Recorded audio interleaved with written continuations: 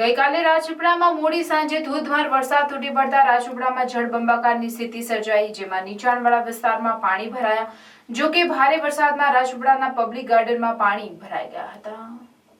મુશળધાર વરસાદ વરસતા ગાર્ડનના પ્રવેશદ્વારનો પેસેજ જ પાણીથી ભરાઈ જતા ગાર્ડન તળાવમાં ફેરવાઈ ગયું હતું. પાણીના નિકાલની વ્યવસ્થા ન હોવાથી ગાર્ડન તળાવમાં ફેરવાઈ જતા લોકોને ગાર્ડનમાં જવા આવવા મુશ્કેલી પડી હતી. ખાસ કરીને ખાણીપીણીની લારીઓ તરફ જવાનો રસ્તો બંધ થઈ જતા લોકો અટવાયા હતા.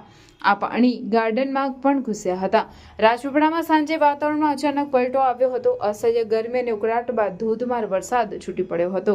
મોડી સાંજે રાજપીપળા સહિત આજુબાજુના વિસ્તારોમાં ધોધમાર વરસાદ તૂટી પડતા રાજપીપળામાં જળબંબાકારની સ્થિતિ સર્જાઈ હતી. જો કે છેલ્લા એક સપ્તાહથી ગરમી અને બાફના વાતાવરણથી લોકો ત્રસ્ત બન્યા હતા, પણ આજે અચાનક ભારે વરસાદ થતા રાજપીપળા વાતાવરણમાં ઠંડક પ્રસરતા લોકોમાં રાહત થઈ હતી. ખાસ કરીને ખેતીના પાકને જીવનદાન મળતા ખેડૂતોમાં આનંદની લાગણી પ્રસરી જવા પામી હતી.